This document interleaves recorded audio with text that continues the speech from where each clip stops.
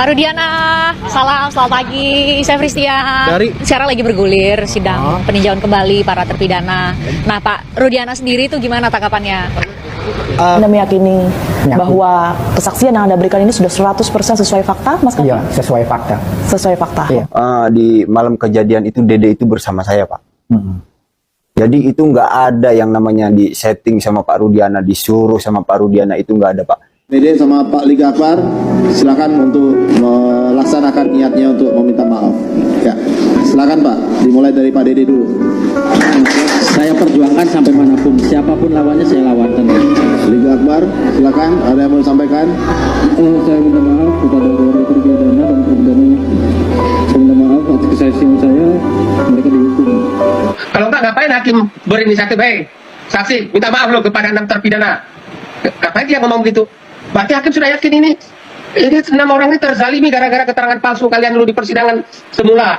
Minta maaf tuh sekarang. Adanya laporan yang baru-baru ini ditujukan kepada Anda dan juga ke Mas Kavi ya, dengan tuduhan memberikan kesaksian palsu informasinya di tahun 2016 ini bagaimana? Ya, kalau misalnya menyampaikan kesaksian palsu ya itu tidak benar. Tidak benar ya? Tidak benar. Gugun, Aris Papua, Parudiana. Kalau Gugun ngapain? Nyetrum, balsam, mukul, injak-injak. Kalau Aris Papua Sama. Ada Pak orang tersakiti 7 orang. Saya juga hati saya teriris, Pak, dengan hukuman penjara dijatuhkan oleh hakim pada saat itu, yang notabene sebenarnya itu harus bebas, Pak. Dan saya terus terang aja sebagai lawyer dari 5 terpidana mendengar kata-kata hakim, supaya Bapak ketahui ya, jika tidak terbukti saya akan bebaskan. Itu sampai sekarang terngiang dalam pikiran saya, Pak. dan saya dulu juga heran juga tuh. Kenapa hakimnya dengan bukti-bukti yang seminim yang telah disampaikan oleh penyidik kok berani menghukum keras kepada tersangka gitu kan. Yang saya herankan waktu itu ya kenapa kok sampai hanya dengan bukti seminim itu kok bisa diputus gitu lah. Nah, Ini administrasi penyidikannya sudah salah fatal. Ini Polri ini lembaga yang besar gitu loh. Jadi nggak bisa main-main di sini. Saya nggak menyangka ya, seandainya benar, sungguh ini trauma besar bagi Republik ini. Kok menegakkan hukum dengan cara kekerasan seperti itu? Enggak, mereka mengaku dipukul dengan gembok, disiram dengan air panas, disuruh minum air seni mereka, makan dari lantai tanpa menggunakan tangan, dan sebagainya banyak sekali. Saya kira seandainya hal itu memang terjadi, saya sendiri sebagai pimpinan Polri, kalau saat itu memang ada laporan yang demikian, saya tidak akan mentolerir pemeriksaan-pemeriksaan yang memang tidak sesuai prosedur. Dan itu jelas, kalau kenyataannya demikian, harus ditindak. Saya sebut tangan tangan, saya tetap nggak mau, saya dipukulin kedua di situ habis. Saya di staples, ya. Di mana? Telinga, di sini, di mata. Bahkan Ucil membiarkan beberapa hari stapel-stapel itu menempel terus di kuping dan matanya sebagai bukti betapa kejinya Rudiana dan gerombolannya. 2016 itu Pak Rudiana membuka peluang penyebab mati Eki dan Tina adalah sebab lain. Itu satu, sebab lain. Dan keterangan dari bukti visum itu bukanlah novum, karena keterangan daripada saksi Liga Akbar itu sudah di Cirebon. Nasib Rudiana, RT Pasren, Kavi, dan Aib di ujung tanduk. Beberapa saksi di sidang PK sudah mengakui dan sudah membongkar apa yang terjadi sebenarnya di kasus Vina Cirebon. Saya terlebih dahulu akan menyapa kalian semua dari Sabang sampai Merauke. Mudah-mudahan kalian semua sehat dan selalu dilancarkan rezekinya. Saya langsung pulang jam 9 ke rumah. Anda meyakini bahwa kesaksian yang Anda berikan ini sudah 100% sesuai fakta, Mas Kavi? Iya, sesuai fakta. Jadi itu nggak ada yang namanya di setting sama Pak Rudiana, disuruh sama Pak Rudiana, itu nggak ada, Pak. Itu sudah dari kepribadian saya sendiri, Pak. Apa yang saya tahu, saya ucapkan di situ, Pak. Di peninjauan kembali pun, para terpidana sudah mengakuinya. Jika ada penyiksaan dari Ibtu Rudiana, dari beberapa oknum polisi yang sudah disebut-sebut, ada beberapa oknum polisi yang melakukan penganiayaan, penyiksaan, bahkan kebiadaban pun sudah terbongkar. Disuruh minum air kencing, makan, dilemparin ke muka. Masyarakat netizen pun mempercayai beberapa terpidana dan mempercayai beberapa saksi. Akan tapi keterangan Aib ini tetap kukuh dan tetap bertahan di situ. Ya, Pak Anton Carlian, dari catatan saya juga, mereka mengaku dipukul dengan gembok, disiram dengan air panas, disuruh minum air seni mereka, makan dari lantai tanpa menggunakan tangan, dan sebagainya banyak sekali. Saya kira seandainya hal itu memang terjadi, saya sendiri sebagai pimpinan Polri, kalau saat itu memang ada laporan yang demikian, saya tidak akan mentolerir pemeriksaan-pemeriksaan yang memang tidak sesuai prosedur. Dan itu jelas, kalau kenyataannya demikian, harus ditindak. Dan kalau sekarang belum ada tindakan, masih bisa dilaporkan.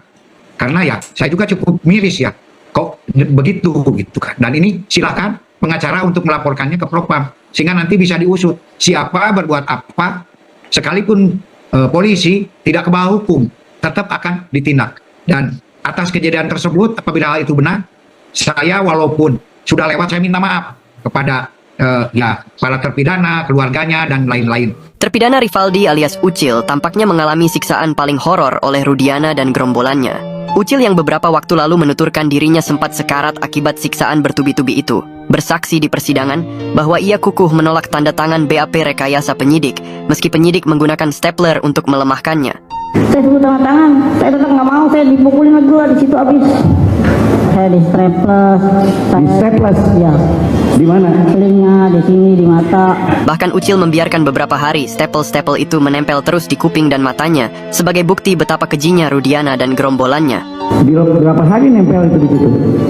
Sampai ibu tulis datang itu, Pak. Saya sisain di sini, Pak. Saya sisain 2 biji atau 3 biji, Pak, buat bukti, Pak. Sampai keluarga saya datang, papa saya, ibu sulis sama papa saya datang, saya di situ masih ada staples, Pak. Dugaan penyiksaan tersebut tidak pernah diakui oleh Rudiana, dan berikut pernyataan dari Rudiana. Saat ditanya apakah benar ada penyiksaan, apakah benar ada penganiayaan, akan tetapi jawaban Rudiana hanya seperti ini.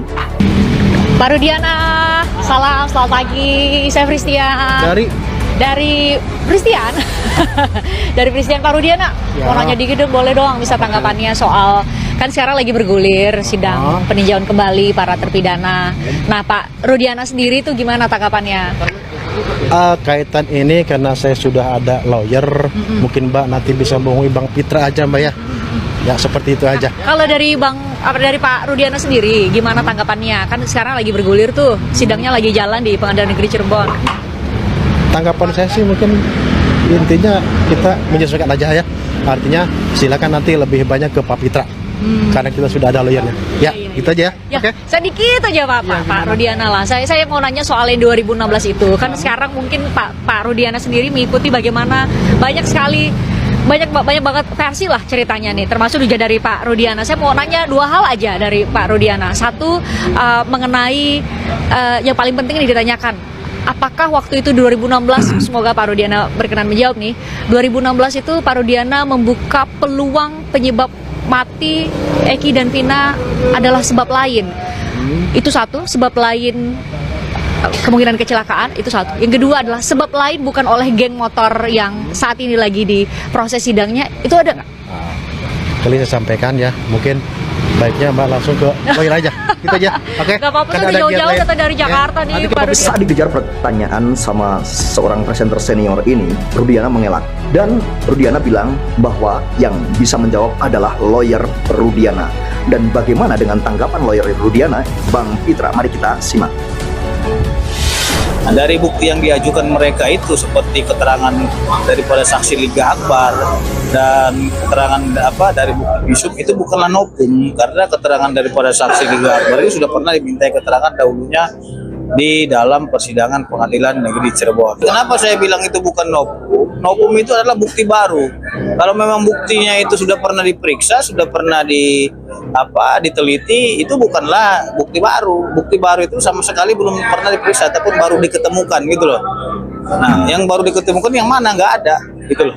Seperti keterangan Liga Akbar, Dede, mereka sudah pernah dimintai keterangannya, sudah diperiksa. Jadi itu bukanlah novum. Kuasa hukum Rudiana membantah tentang novum, bahkan melemahkan tentang novum. Akan tetapi, apakah keterangan-keterangan para saksi, para terpidana yang dulu belum pernah terungkap di persidangan, apakah itu juga bukan merupakan bukti baru? Dan contohnya, keterangan-keterangan Dede Ruswanto ini. Kalau ada air, sekarang ini apa yang Anda mau katakan kepada air? Saya bilang, Pak, hati dia lebih kejam dari binatang, Pak. Kamu yakin ya apa yang kamu sampaikan ini? Yakin, Pak? Pada di BAP PGI aja dia masih menuduh Peggy Setiawan, Pak. Saya tahu benar itu orang yang Peggy Setiawan. Saya tahu benar itu motornya. Dan dilihatkan foto Saka. Saya tahu benar itu Saka ada di kejadian itu. Lagi nongkrong di situ. Sampai saya dalam hati ini, orang gak punya hati, orang gak punya hati. Majelis Hakim memberikan ruang dan kesempatan saksi kunci Liga Akbar dan Dede Reswanto. Ruang dan kesempatan ini adalah hal yang sangat langka sekali, dan bagaimana menurut pakar hukum dan orang yang mengerti hukum tersebut. Cabut keterangan mereka yang sempat memberatkan para terpidana ini sehingga mereka harus menjalani hukuman penjara. Kesempatan untuk meminta maaf kepada 6 terpidana. Bagaimana Anda melihat, apakah ini hal yang lumrah terjadi dalam persidangan? Kalau hakim sudah sampai seperti itu sikapnya, saya menangkap bahwa ini hakim sudah melihat bahwa ini kesaksian mereka yang menyebabkan terpidana terzalimi. Ya udah, minta maaf, kamu udah memberikan keterangan palsu dulunya. Jadi hakim sudah sampai kesimpulan itu. Kalau enggak, ngapain hakim berinisiatif, hey saksi minta maaf loh kepada 6 terpidana? Ngapain dia ngomong gitu? Berarti hakim sudah yakin ini 6 orang ini terzalimi gara-gara keterangan palsu kalian dulu di persidangan semula. Minta maaf tuh sekarang, katanya. Ya, kalau enggak untuk apa dia suruh minta maaf? Dan kalau saya melihat ini, kalau saya jadi Pak Jutek, ini sudah senyum-senyum kepuasan. Iya. Hakim yakin bahwa 6 terpidana ini terzalimi. Dan bagaimana sih tentang kebohongan-kebohongan Pasren ini? Apakah kalian semua juga menganggap bahwa RT Pasren ini berbohong? Ya. Pak Pasren sehat ya? Saya ingin ke Pak Pasren. Pak Pasren, untuk menanggapi adanya laporan yang baru-baru ini ditujukan kepada Anda dan juga ke Mas Kavi ya, dengan tuduhan memberikan kesaksian palsu informasinya di tahun 2016 ini bagaimana? Ya, kalau misalnya menyampaikan kesaksian palsu ya itu tidak benar. Tidak benar ya? Tidak benar. Ya itu jadi sesuai dengan keterangan saya begitu. Di tanggal 27 Agustus 2016 atau tepatnya kejadian di mana pada saat Eki dan Vina ini ditemukan meninggal dunia, Pak Pasren. Anda pada saat itu berada di mana, Pak? Ada di rumah, tidak tahu. Ada istilah yang meninggal begitu tuh tidak tahu sama sekali. Jika benar dengan adanya keterangan palsu ya, atau dugaan kesaksian palsu dari RT Pasren, dari Kavi, dari Aep, dari Dede, hingga terjadi hal yang sadis, hal yang sangat luar biasa ini penyiksaannya, mungkin jika kalian sebagai keluarganya, sebagai saudaranya akan mengalami hal yang sangat sakit dan yang sangat-sangat luar biasa sakitnya. Gugun, Aris Papua, Parudiana. Kalau Gugun ngapain? Nyetrum, balsem, mukul, injek-injek. Kalau Aris Papua? Sama, mukulin. Memang pemukulan seperti apa Parudiana terhadap Masnya? Langsung aja pancal, pukul, ibaratnya kepala lah. Langsung pukul-pukul aja di dalam kanit. Kalau untuk Aris Papua? Ya sama, pukulin. Itu setiap hari? Enggak, sore aja itu sampai jam 12. Setiap sore? Enggak, sorenya aja pas kena, jam 4:30 sampai jam 12. Habis jam 12 kita pindah, mau masuk ke penjaraan, yang jaga penjaraan. Terus apa yang terjadi lagi? Jadi pukulin lagi sama yang penjaga tahanan loh. Kalau yang buat tahanan enggak, baik semua. Penjaganya aja yang pakai gembok. Itu melihat semuanya dari yang semua yang tertangkap itu saling melihat disiksa ya? Saling melihat depan-depanan. Itu merubung bareng, itu merubungan. Kalau yang lihat sakat rata, apa yang ya sama, dipukulin. Sama kayak kita kayak gini langsung dipukulin. Yang terparah siapa? Eko, Hadi, Eka, saya, Jaya. Akan tetapi keterangan ini bukan hanya Aldi saja yang menyampaikan bahwa ada penyiksaan, ada penganiayaan yang sangat tidak manusiawi. Para terpidana, ke-6 terpidana saat dihadirkan di sidang PK pun itu pun sama, dan kompak mereka mengatakan dan menyatakan bahwa memang ada kesadisan dari beberapa oknum yang melakukan penganiayaan dan penyiksaan. Nah, kuasa hukumnya yang saat itu menangani perkara di tahun 2016 sebelum sidang PK ini terjadi dan sebelum kasus ini mencuat kembali, itu pun mengatakan hal yang seperti ini. Ketika muncul Dede yang tidak pernah muncul dalam persidangan dan membalikan semua apa isi dari BAP, itu yang sekarang harus kita respon dengan baik. Kenapa saya bilang direspon dengan baik? Ada Pak orang tersakiti 7 orang. Saya juga hati saya teriris Pak, dengan hukuman penjara dijatuhkan oleh hakim pada saat itu, yang notabene sebenarnya itu harus bebas Pak. Dan saya terus terang aja sebagai lawyer dan 5 terpidana mendengar kata-kata hakim, supaya Bapak ketahui ya. Jika tidak terbukti saya akan bebaskan. Itu sampai sekarang terngiang dalam pikiran saya, Pak. Kenapa hakim berbalik? Karena kami di demo selama persidangan itu. Apa penyebabnya demo? Berarti ada skenario yang besar agar kami tidak membela mati-matian terhadap mereka. Itu dulu, Bang, ya? Itu dulu, betul. Itu saya akui. Dan Anda yakin itu ya? Dan saya yakin semua itu. Seandainya katakanlah keterangan Dede apa yang dibuatkan lebih detail dan benar, ya tampil dong dalam persidangan. Wow, ini sangat memilukan sekali. Karena dulu kan pengadilan dianggap wah pengadilan sesat gitu ya. Dan saya dulu juga heran juga tuh. Kenapa hakim ya dengan bukti-bukti yang seminim yang telah disampaikan oleh penyidik kok berani menghukum keras kepada tersangka gitu kan. Hukumannya kalau nggak salah mati atau seumur hidup itu ya. Seumur hidup kan jadinya kan gitu. Padahal bukti-bukti yang diajukan kan hanya kebanyakan dari keterangan saksi waktu itu ya. Yang saya herankan waktu itu ya kenapa kok sampai hanya dengan bukti seminim itu kok bisa diputus gitu lah. Nah, ya kan seperti itu. Ini alibi paling kuat. Nah, kemudian masuk ke jaksa juga tidak dicek itu. Hanya berapa mungkin petunjuk sedikit langsung maju ke sidang. Tadi saya dengar dari Saka Tata juga proses sidangnya cukup seminggu nggak salah. Oh, nggak salah ya. Nah, kemudian maju ke pengadilan. Ini kan penyertaan. Ya. Nah, penyertaan kemudian dalam tersangka ada pertama 11, 8 sudah ditangkap, 3 DPO. Ya. Nah, 1 DPO si Peggy setelah ditangkap pra peradilan nggak ada alat bukti. Baca putusan nomor berapa? 80 yang pra peradilan itu, ya kan? Nah, ini kalau penyertaan satu yang dianggap pelaku utama saja dibebaskan oleh hakim di pra peradilan. Ini kan pertimbangan atau novum yang sangat kuat untuk mengatakan bahwa apalagi yang 8 orang, ya kan di situ satu. Kedua, barang bukti tidak ada yang baju berdarah yang disita dari dari para tersangka ini atau terpidana sekarang ya, tadi dulu tersangka. Nah, yang dikatakan Pak Arianto tadi, scientific crime investigation-nya apa di sini? Ya hanya keterangan saksi. Mau 1000 saksi juga sama aja nilainya kan gitu. Sepeda motor yang berdarah juga tidak ditemukan. Ya kan? Beliau adalah ex petinggi Polri. Akan tetapi, jika ada oknum yang memang bertindak sewenang-wenang terhadap rakyat, tidak mau mengayomi rakyat, harus ditindak tegas. Dari para terpidana, Anda melihat ada kemudian kita bisa saksikan ada tangisan, kemudian juga ada suasana-suasana yang menggambarkan mungkin bisa kita sebut haru atau mungkin trauma. Makanya saya mau tanyakan malam hari ini, terpidana, drama atau trauma? Saya sangat begini ya, menusuk perasaan ya, terharu, sedih, dan saya nggak menyangka ya, seandainya benar, sungguh ini trauma besar bagi Republik ini. Kok menegakkan hukum dengan cara kekerasan seperti itu? Kalau saya dengar tadi ya, mudah-mudahan dari instansi saya, instansi kejaksaan, kemudian instansi pengadilan ya, mendengar itu dan koreksi, dan syukur-syukur Hakim Agung yang akan memutus perkara ini mendengar itu. Mendengar itu. Dan saya berharap ya, sudah saya berkaca ya, kok ada penegak hukum ya menegakkan hukum dengan cara-cara yang sangat tidak manusiawi seperti itu. Beberapa orang yang mencari payung hukum, mencari keadilan, akan tetapi diperlakukan seperti layaknya binatang, seperti layaknya bukan manusia. Dan mari kita tengok bagaimana para saksi-saksi yang awalnya itu berbohong, yang telah memberikan kesaksian palsu, yang telah memberikan sumpah palsu, mereka pada minta maaf. Mereka minta maaf terhadap terpidana karena mereka mengakui bahwa 8 tahun ini mereka dibayang-bayangi rasa bersalah, dihantui rasa bersalah sehingga mereka tidak nyenyak tidur, tidak pernah tenang dalam kehidupannya. Mari kita simak. Pak Dede sama Pak Liga Akbar, silakan untuk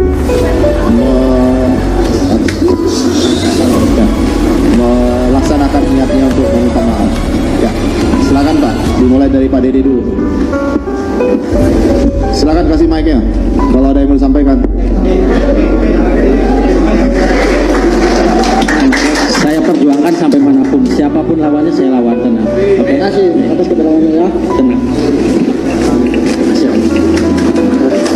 Maaf kok, saya maaf. Minta maaf seperti itu. Maaf ibu. Gara-gara fitnah saya jadi rumah sakit. Maaf. Minta maaf kok. Tenang, bebas kok. Enggak bebas ada saya kok yang gantiin. Tenang. Maaf ya bro. Iya sih.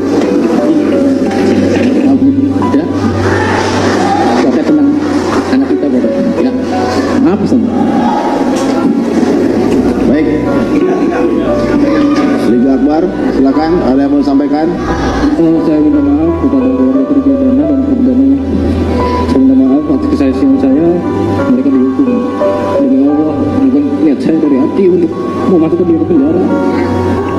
Saya juga punya perasaan. Kalau saya jadi mereka gimana nasib saya? Di keluarga mereka juga merasa sakit hati. Ya, silakan Pak. Saya minta maaf. Tolong di ruang sidang. Luar biasa. Tidak perlu bertepuk tangan ya, Bu.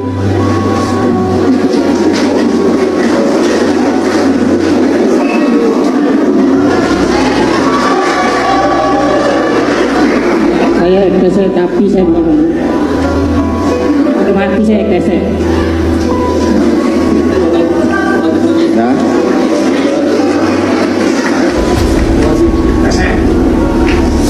Wahai oknum penegak hukum, apakah hati kalian tidak teriris melihat hal yang seperti itu? Apakah tidak tersirat di hati kalian bahwa hal tersebut adalah hal yang salah menurut oknum-oknum seperti kalian?